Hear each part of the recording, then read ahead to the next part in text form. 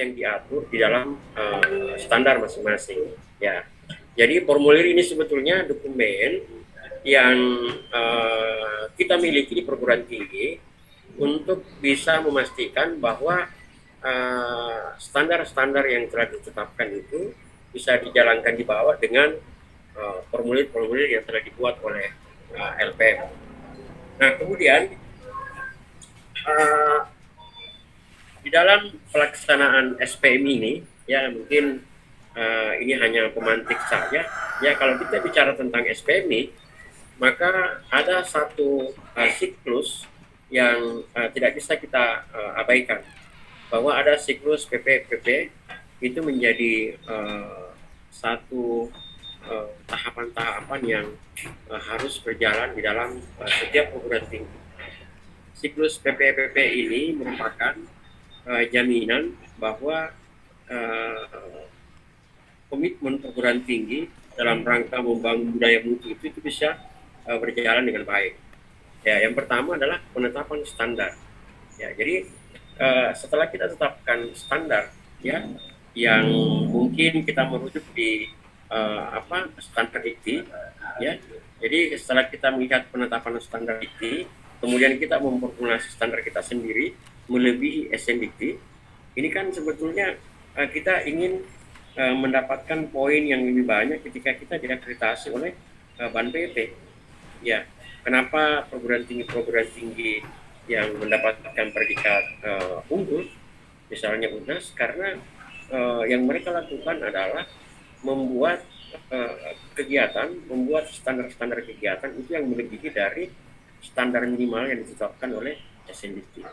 Jadi memang ya sangat diperlukan ya kalau memang kita memiliki komitmen untuk mengangkat status perguruan tinggi kita menjadi misalnya dari C ke B atau dari B ke A, ya kita tetapkan dulu standarnya.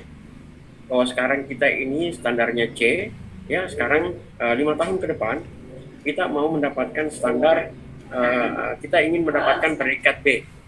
Nah, untuk mendapatkan predikat B itu maka ada beberapa hal yang harus kita lakukan yang lebih maksimal dibanding proses yang dilakukan sebelumnya.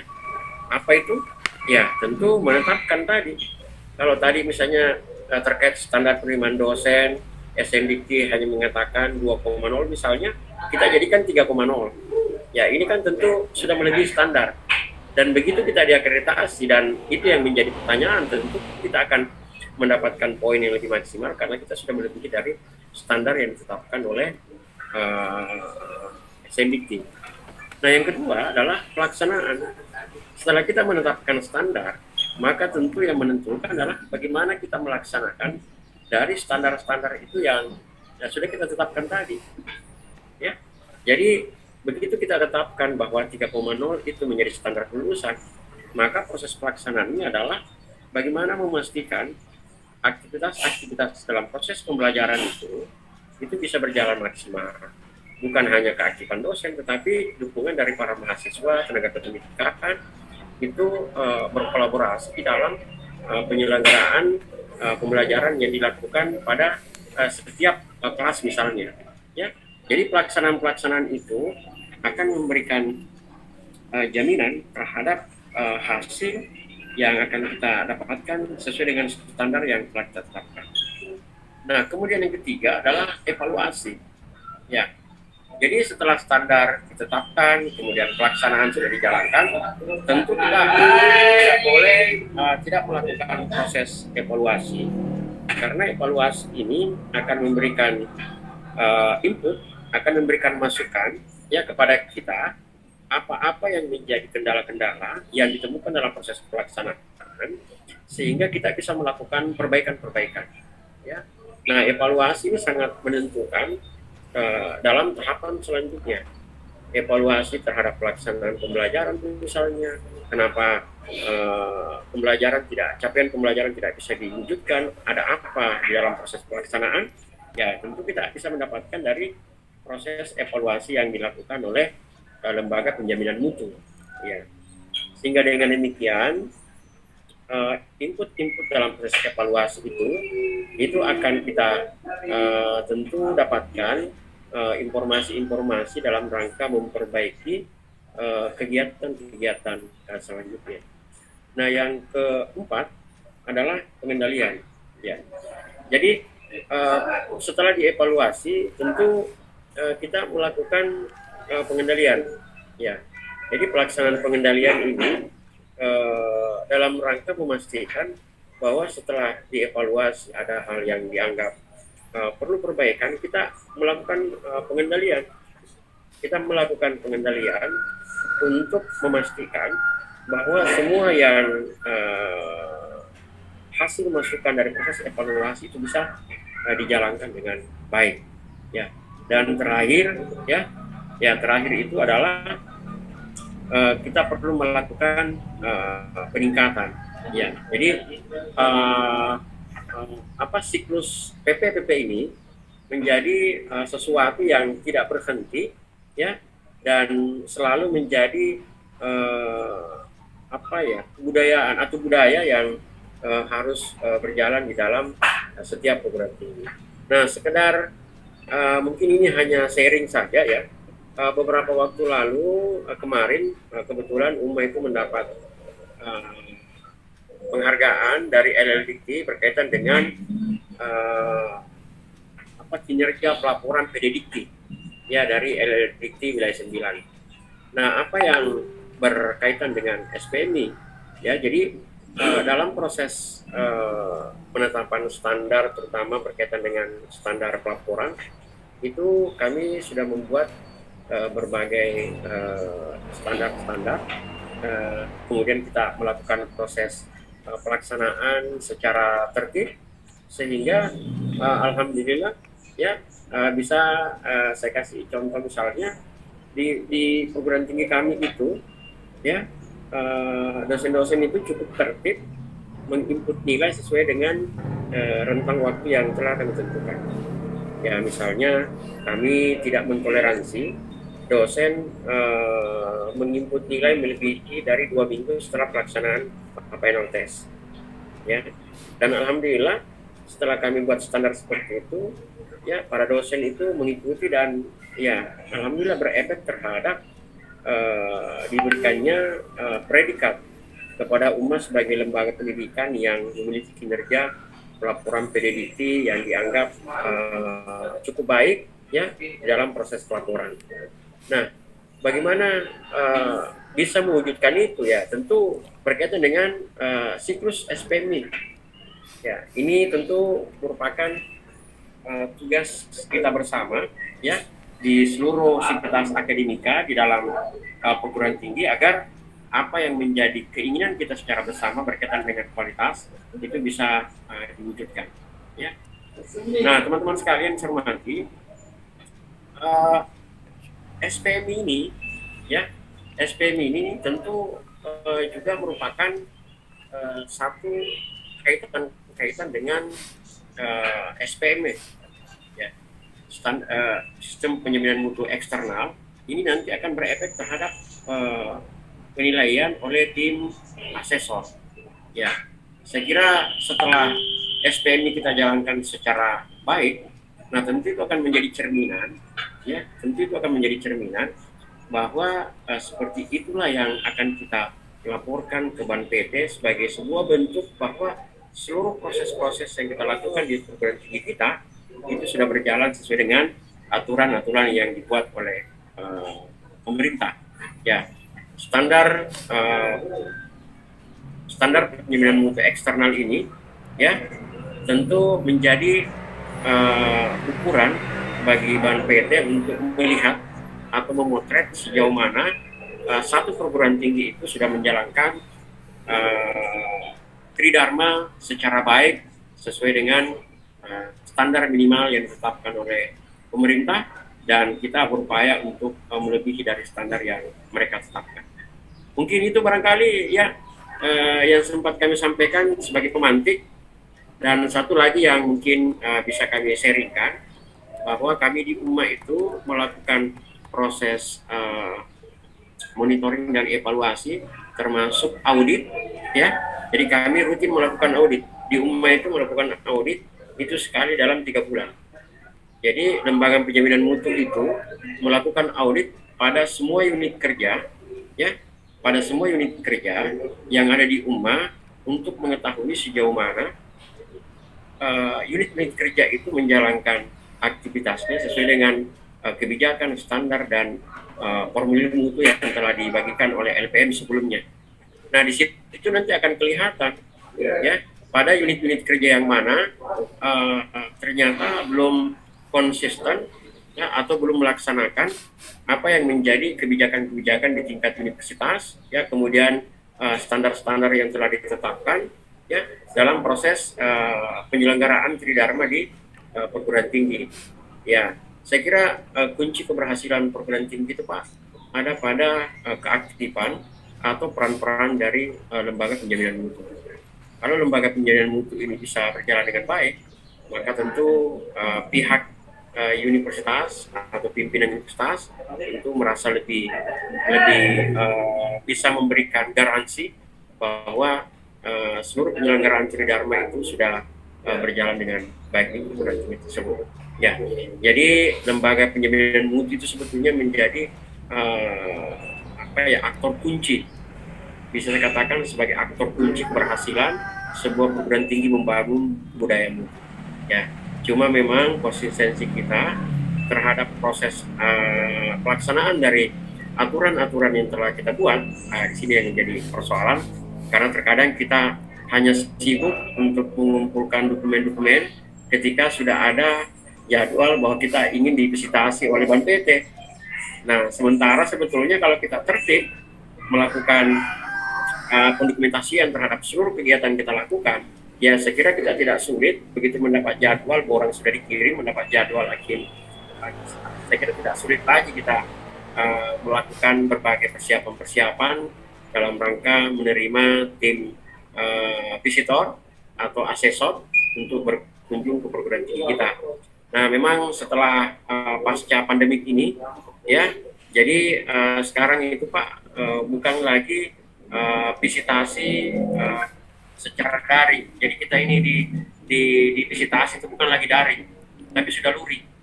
Nah, ini tentu akan jauh lebih menantang karena kenapa tim asesor itu akan melihat fisiknya secara langsung.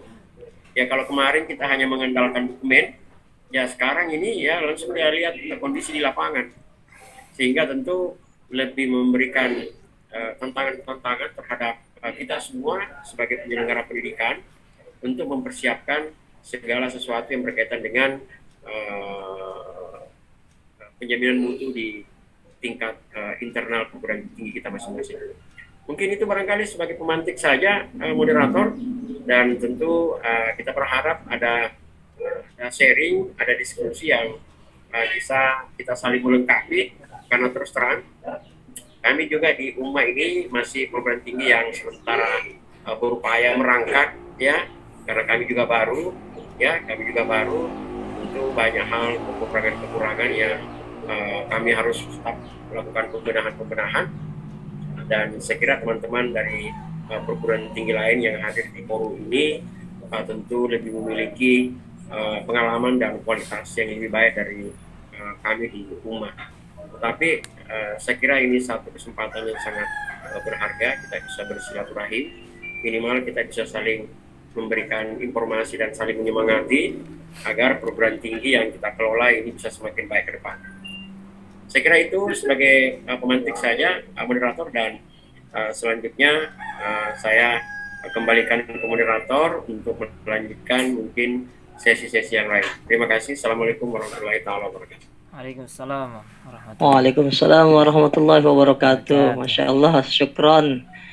Terima kasih banyak Bapak Dr. Muhammad Berjaya selaku dari Universitas Muslim Maros.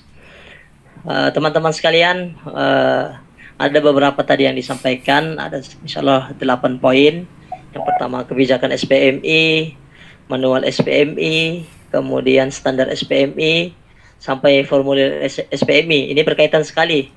Nah, dikarenakan nanti ketika alat untuk mengumpulkan data yang disodorkan oleh Ban PT itu, atau disebut biasa kita bilang borang, itu untuk dipenuhinya, ini harus lakukan hal-hal ini dulu sampai nanti ada istilah tadi PPPP, penetapan standar, pelaksanaan standar, kemudian evaluasi dan pengendalian dari evaluasi tersebut itu membuat lancar. Nah, sama barangkali di beberapa keadaan sering meremehkan atau menganggap tidak mengumpulkan data secara baik, sehingga ketika nanti dari pihak Dikti atau Ban PT tadi ingin melakukan standarisasi, maka kita baru mencari data kelapakan istilahnya begitu. Nah, itu mungkin sedikit dari yang saya tulis atau yang saya pahami dari Bapak Dokter. Untuk selanjutnya barangkali ada sesi tanya jawab atau diskusi kita di sore hari insya Allah ini yang Masya Allah kami membuka yang ingin bertanya boleh raise hand. Silahkan Bapak Ibu sekalian yang telah bergabung.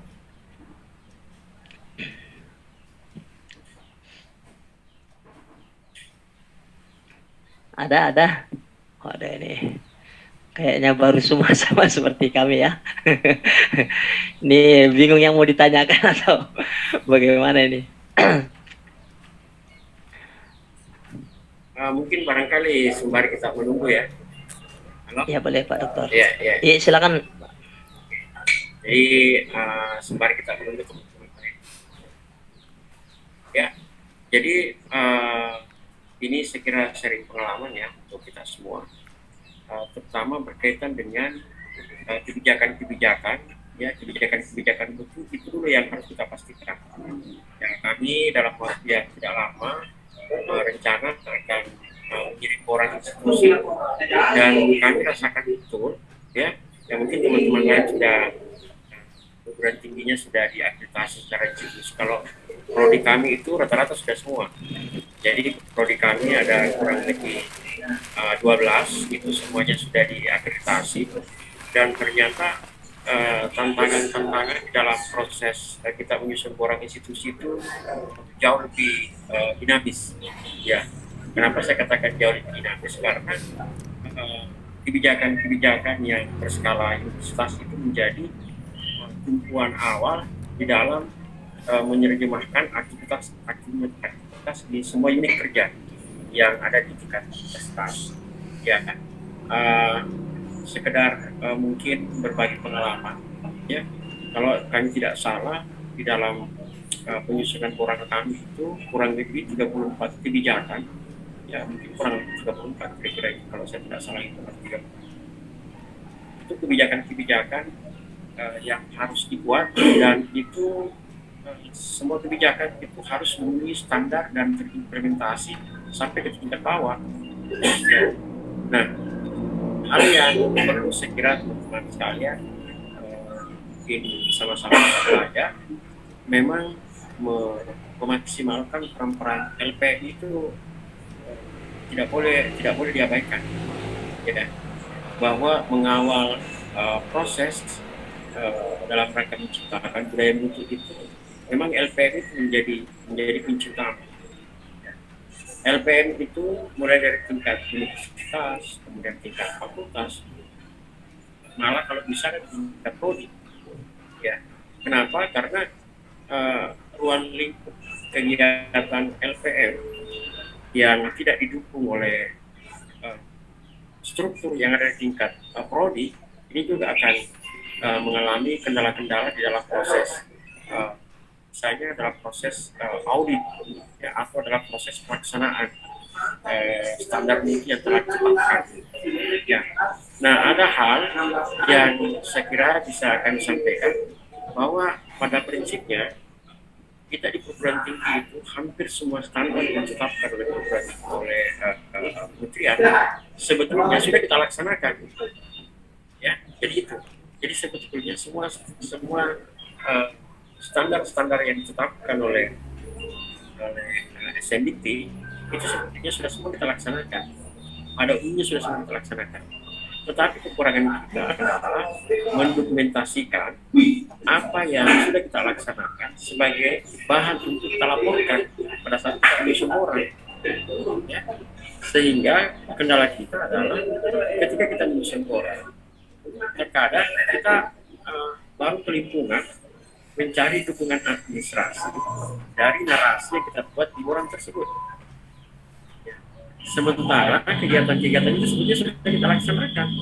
Nah, misalnya, ya, bahwa kegiatan proses belajar mengajar kita laksanakan itu misalnya ada berita acaranya, kemudian ada nilainya di akhir semester.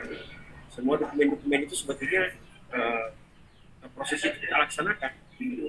Tapi ketika kita mempersiapkan, kita membuat borang dan dokumennya kita harus siapkan, biasa di situ kita kendala. Ya. Sehingga ini tentu jadi sharing ke kita semua.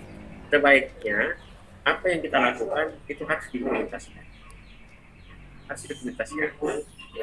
supaya bisa memudahkan kita dalam membuat narasi terhadap borang yang akan kita kirim. Ya, jadi borang itu bukan lagi bohong-bohongan dan karang-karangan.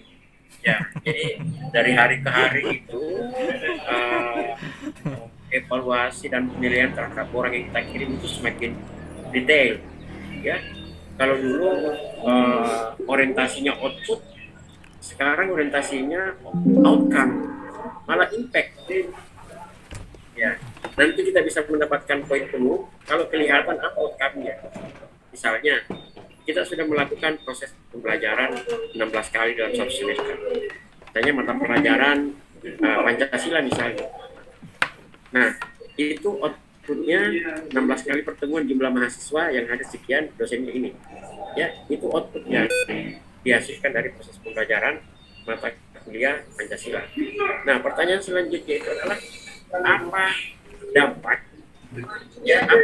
yang didapatkan oleh mahasiswa ketika dia sudah mengikuti pembelajaran selama 12 kali. Nah, ini kan sangat kualitatif. Kita tentu sangat kualitatif memberikan penjelasan terkait dengan dampak-dampak seperti itu. Kemudian pertanyaan selanjutnya, apa dampak yang dirasakan oleh setelah mahasiswa itu mengikuti mata kuliah itu? Pertanyaan selanjutnya, apa dampak masyarakat yang dirasakan setelah mahasiswa itu sudah mengikuti perkuliahan di sini? Kan ini sesuatu yang dulu tidak menjadi bagian yang dinilai, sekarang menjadi penilaian. Ya, sehingga memang kemampuan kita menangkap manfaat dari proses yang kita lakukan ini tentu menjadi sesuatu yang harus kita pikirkan bersama. Ya, karena bagaimanapun ya kita berharap proses kita divisitasi oleh tim asesor itu bisa mendapatkan nilai yang lebih maksimal, ya, sehingga kita tentu merasa bangga dengan akreditasi yang kita dapatkan baik di tingkat Polri maupun di tingkat dan saya kira banyak lagi di proses-proses lain yang penting untuk kita sama-sama pikirkan. Kemudian sebagai tambahan juga pengelolaan data di Predikti itu harus betul-betul dipastikan bahwa itu berjalan dengan baik. Ya. Kenapa? Karena evaluasi pertama ya melihat standar kualitas termasuk standar proses dari BANPT itu melihat data di Predikti. Ya, kita boleh mengirim borang sangat ideal, menceritakan tentang sesuatu yang berproses secara ideal. Tetapi pada akhirnya ya pelaporan-pelaporan yang kita kirim lewat Predikti itu akan disinkronkan ya terkait dengan narasi-narasi yang kita bangun di dalam borang yang kita kirim. Contoh, kita mengatakan bahwa proses pembelajaran sudah berjalan dengan baik, mahasiswa menyelesaikan studi tepat waktu misalnya. Tapi ternyata di Predikti itu memperlihatkan bahwa banyak mahasiswa yang selesai tidak tepat waktu, banyak mahasiswa yang 6 tahun, 10 tahun tidak selesai. Nah, ini kan kontradiksi antara apa yang kita laporkan dengan apa yang terkait di Predikti. Ya, sementara kita tentu tidak boleh melihat pada satu sisi bahwa standar penyampaian internal kita berjalan, kemudian ternyata penilaian dari Ban PT itu ternyata tidak berkesesuaian dengan laporan yang diberikan dalam bentuk laporan yang terjadi. Nah, saya kira ini barangkali yang sangat penting bagaimana SPMI bisa berjalan, ya, tentu akan memberikan efek terhadap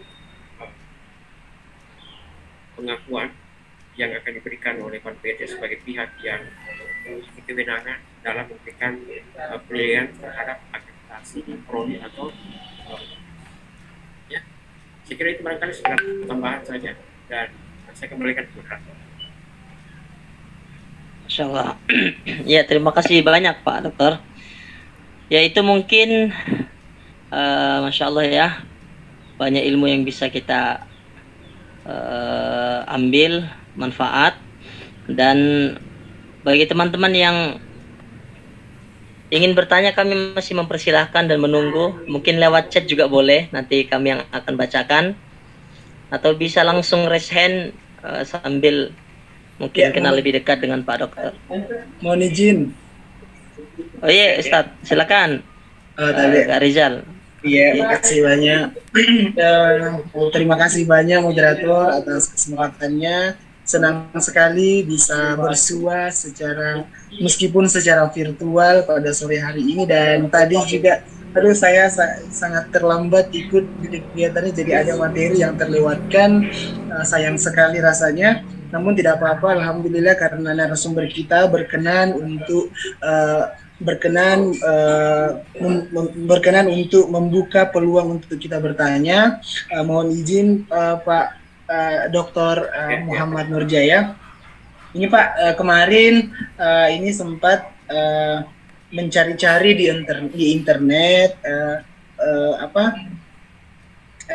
ini SPMI dari perguruan tinggi lain, dan kita sudah dapat ini dari salah satu kampus. Kami cermati karena memang kampus kami ini termasuk baru juga, dan ini baru mau mencoba berbenah untuk bisa lebih baik lagi, mengingat mengingat akreditasi semakin kesini semakin betul-betul semakin objektif, semakin ketat prosesnya, semakin standarnya semakin meningkat, dalam artian prosesnya betul-betul semakin dijaga, sehingga memang diharapkan tentu kami dalam prosesnya itu bisa memenuhi kriteria-kriteria yang sudah ditetapkan. Nah, salah satu ini dokumen yang baru kami persiapkan di perguruan tinggi kami ini di Mamuju, karena kami masih baru, dokumen SPMI ini. Khususnya ini Pak Dokter, mohon izin bertanya untuk bagian dokumen kebijakan SPMI. Di sini juga saya sedikit agak bingung, maksudnya dokumen kebijakan SPMI ini adalah apakah maksudnya itu apakah memang segala macam kegiatan akademik atau tridharma yang kita laksanakan di perguruan tinggi ini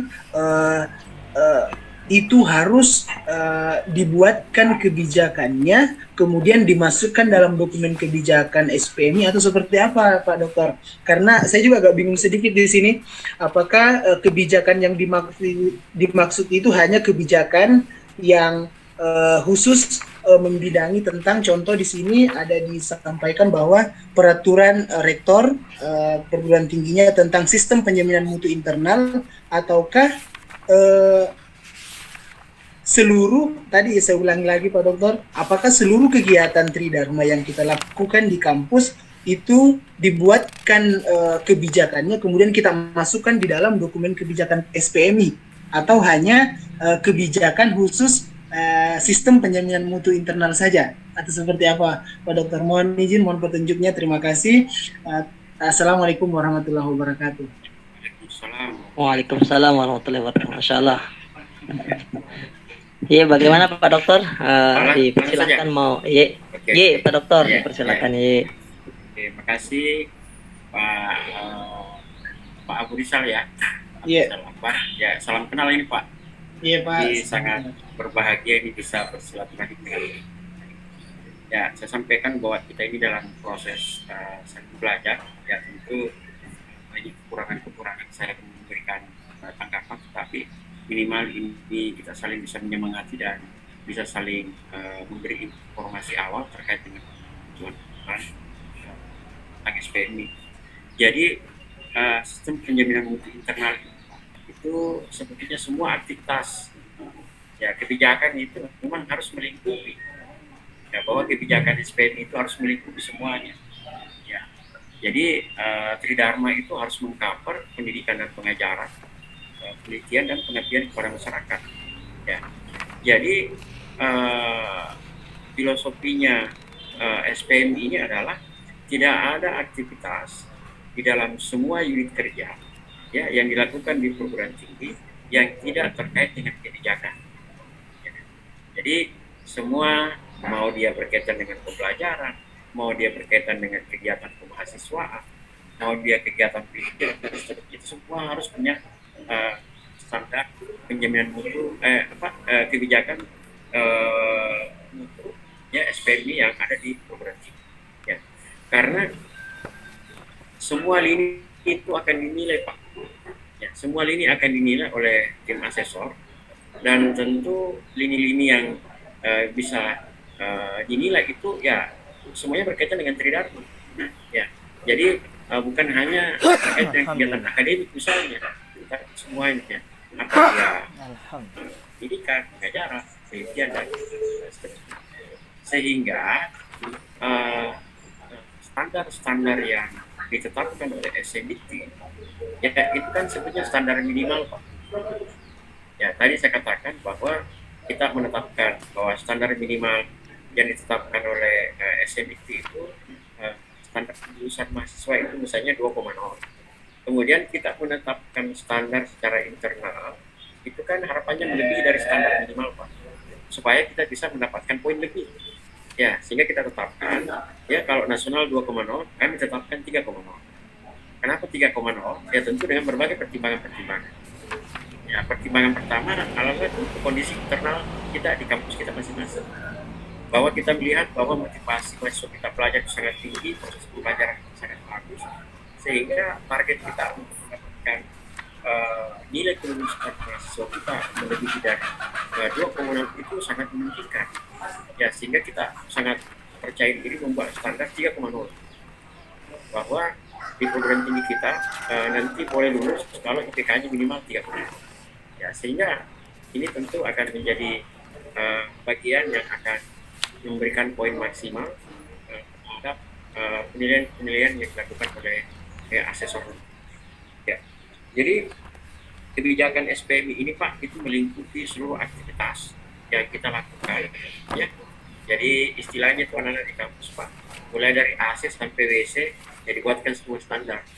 Ya, jadi ada istilah anak-anak di kampus bahwa begitu kompleks tugas yang dijalankan oleh LPM yang menjadi bagian yang sangat bertanggung jawab terhadap pelaksanaan kebijakan SPMI ini, ya, sehingga mereka merasa bahwa tidak ada lagi yang kita tidak urus.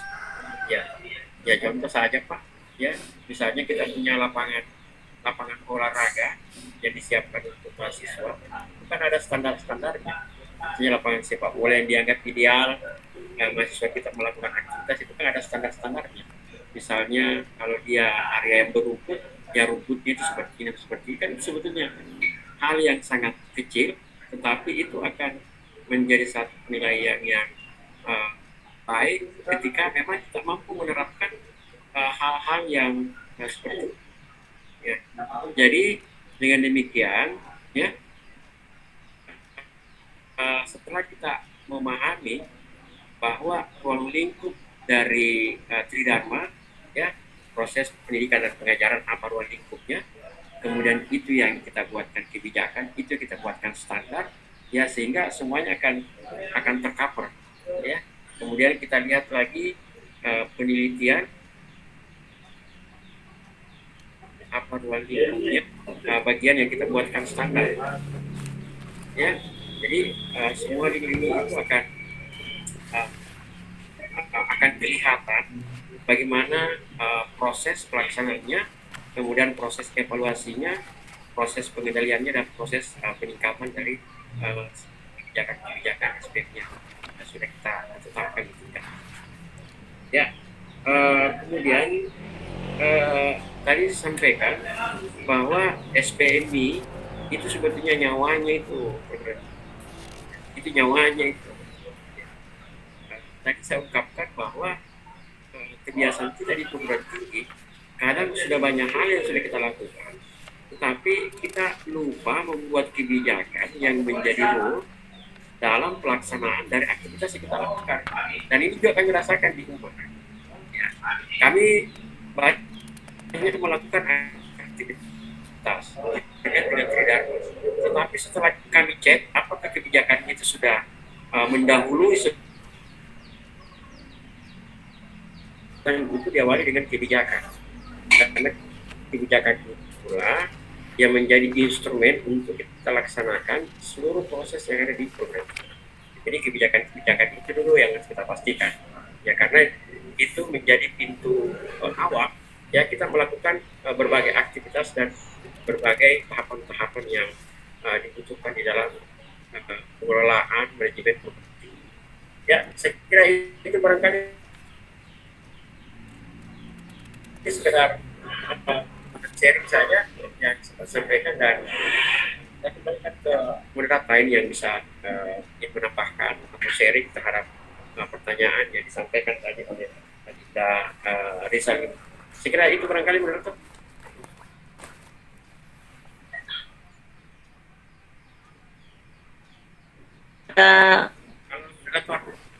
Ya, putus ya, dijelas Pak ya.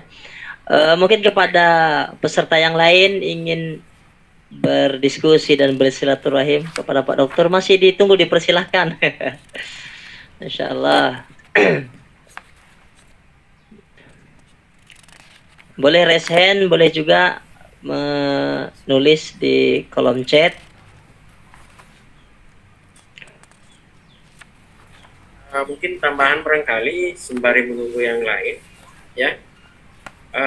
Jadi teman-teman sekalian, berkaitan dengan penerapan SPM ini, memang sinergi kita, terutama LPM terhadap Kaprodi itu sesuatu yang harus terjadi, yang harus dilakukan. Ya, karena kenapa? Kaprodi beserta dosen-dosen yang ada di lingkupnya itulah sebetulnya yang akan menjalankan standar SPM yang kita telah tetapkan di tingkat universitas. Ya, sehingga dengan demikian sinkronisasi dan komunikasi antara LPM ya yang ada di tingkat universitas dan kemampuan Kaprodi menerjemahkan apa yang menjadi standar kebijakan mutu yang dibuat di tingkat universitas itu bisa dijalankan dan bisa didokumentasikan, sehingga ketika kita melakukan proses audit, ya kami melakukan di UMA itu sekali dalam 3 bulan, ya, dan kita banyak menemukan, ya, tahun-tahun pertama kami mengaktifkan LPM itu kita sangat banyak menemukan dokumen-dokumen yang harusnya ada tersimpan di Prodi ternyata tidak ada. Ya, tetapi aktivitas mereka jalan. Ya, contoh, kita tanya apakah perkuliahan berjalan sesuai dengan jadwal, berjalan. Kemudian ditanya apakah absennya itu tersedia ketika proses pelaksanaan final itu dilakukan, nilai-nilai yang dimasukkan oleh dosen, meskipun ada di input sistem, tetapi kan fisiknya juga harus tersimpan. Ya, harus tersimpan. Dan itu kadang kita temukan, ya tidak sedikit kita temukan, ya banyak dosen yang ya tidak mengelola administrasi dengan baik, ya, Kaprodi tidak mengelola administrasi dengan baik, sehingga begitu kita menyusun borang, maka baru kita kelabakan ini mencari mana dokumen itu. Ya, tetapi kalau proses audit dilakukan secara efektif, maka tentu Kaprodi itu akan kita warning secara dini bahwa setiap 3 bulan kita ingin pastikan dari setiap progres kegiatan yang kita lakukan itu terdokumentasi. Ya, ya jadi ini saya kira pekerjaan yang selalu membutuhkan sinergi dan kolaborasi antara lembaga pendidikan mutu di tingkat universitas dan Kaprodi, atau kita bisa membentuk gugus pengendali mutu di tingkat fakultas, atau kita membentuk unit penjaminan mutu di tingkat prodi. Ya, saya kira tergantung kebutuhan setiap prodi. Ya, kalau kita merujuk ke perguruan tinggi yang ada di Unhas, itu mereka membentuk lembaga penjaminan mutu sampai ke tingkat prodi. Ya, kenapa mereka melakukan itu? Pertama, karena jumlah mahasiswa mereka tentu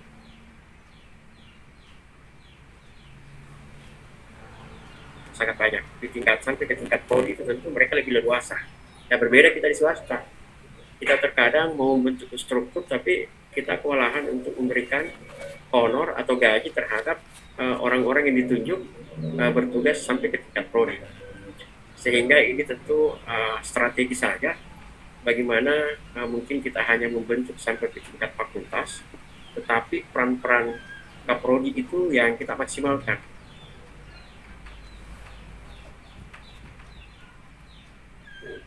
Ya, soalnya setiap tahun nggak sampai 10 mahasiswa diterima kan.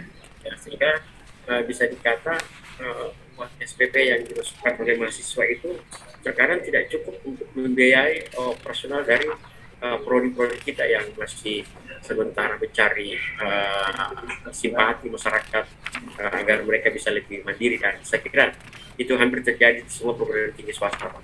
Ya, kami juga 12 prodi, hanya mungkin 30% prodi yang mandiri, selebihnya itu disubsidi.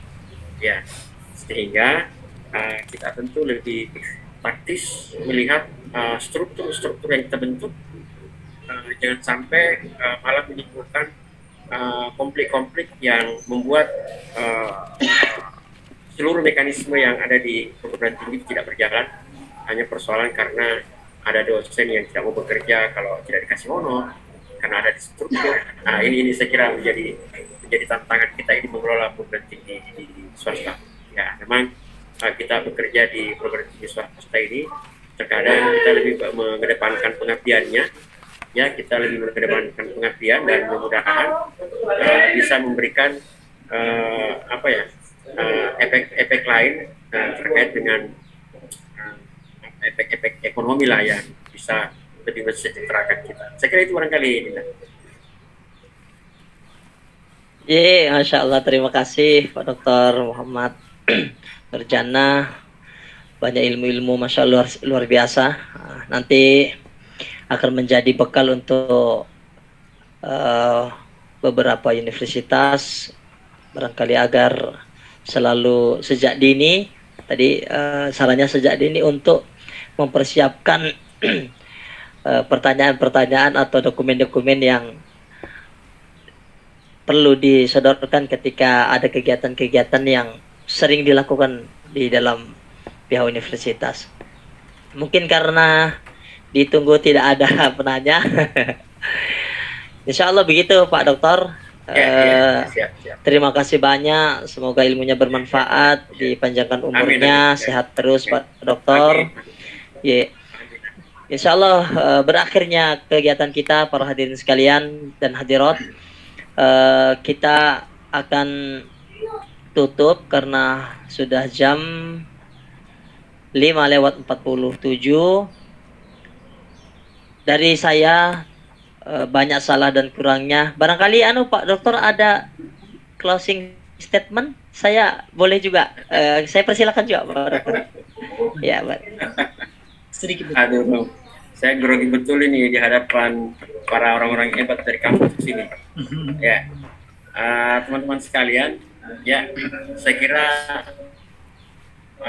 pendidikan itu menjadi kebutuhan dasar dalam kehidupan kita, ya, sehingga dengan demikian kita selaku insan-insan yang sangat diharapkan bisa bekerja ikhlas dan bekerja secara totalitas kepada kita, sehingga bisa memberikan manfaat untuk generasi yang kita hasilkan lewat perguruan tinggi kita masing-masing.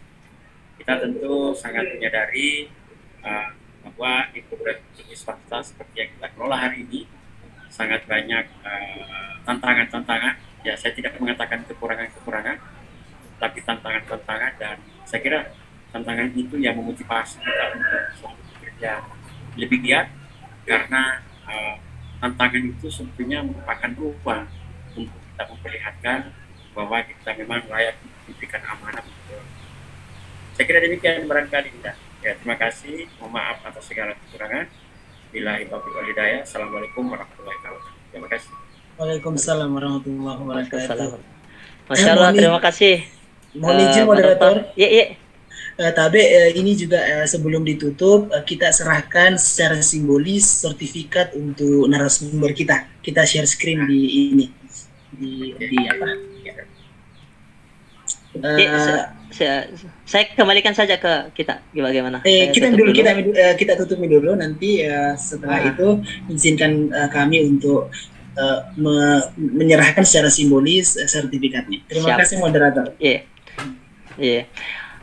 Begitu, terima kasih banyak Pak Dokter. Mohon maaf atas kekurangan dari mungkin ada kata-kata atau simpulan-simpulan dari saya selaku moderator ada yang selip atau memang salah paham. Karena jujur kami ini masih seorang pembelajar yang berusaha untuk terus meningkatkan kekurangan atau tadi tantangan-tantangan dalam hidup kami yang harus dihilangkan dan diperbaiki. Dan kepada para pemirsa juga, apabila ada kata-kata atau tadi mungkin penyampaian yang kurang enak atau sinyal putus dan tadi kecil barangkali begitu, ya biasa itu teknis lah. Dalam kehidupan dunia, kenyataannya adalah langkah salah yang kita ambil sebenarnya bagian dari api yang justru membuat kita semakin matang asal kita sadar. Jangan sampai justru menjadikan kita menjadi abu. Kan begitu, jadi terus sadar dan meningkatkan diri. Mungkin itu saja, permohon maaf dari kami, mohon maaf atas segala kekurangan. Saya tutup dan saya kembalikan kepada Bapak Abu Rizal Akbar. Syukran jazilan. Assalamualaikum warahmatullahi wabarakatuh. Waalaikumsalam warahmatullahi wabarakatuh. Baik, terima kasih banyak kepada moderator kita pada sore hari ini telah mendampingi narasumber kita, telah mengendalikan diskusi kita sangat baik saya kira sejauh ini. Kemudian mohon izin seluruh narasumber khususnya dan seluruh Bapak Ibu peserta yang hari ini bergabung. Kami dari rangkaian panitia kegiatan ini ingin membagikan share screen sertifikat kepada narasumber kita. Ya. Tapi Dinda, kalau bisa sekalian dengan surat permohonan jadi narasumber supaya bisa Siap. jadi portofolio. Siap. Ya. Jadi terima kasih Pak. Nanti insya Allah kita akan coba terus koreksi apabila ada kesalahan dalam penulisan nama dan gelar. Nanti insya Allah akan kami revisi sekaligus dengan permohonan tadi untuk sebagai narasumbernya. Baik, sekali lagi kami dari panitia mengucapkan banyak terima kasih juga. Kemudian permohonan maaf atas sama tadi sudah disampaikan oleh moderator kita. Cukup sekian juga dari kami. Billahi taufiq wal hidayah. Wassalamualaikum warahmatullahi wabarakatuh. Waalaikumsalam warahmatullahi wabarakatuh. Salam sehat semua. Terima kasih teman-teman. Saya masih di jalan ini. Panitia, tapi nanti dikirim file saja sertifikat sama undangannya. Ya, nanti saya berkoordinasi dengan Pak Ismail. Siapa dokter? Iya. Makasih. Saya pamit ini. Terima kasih. Iya. Assalamualaikum warahmatullahi wabarakatuh. Saya juga mohon pamit.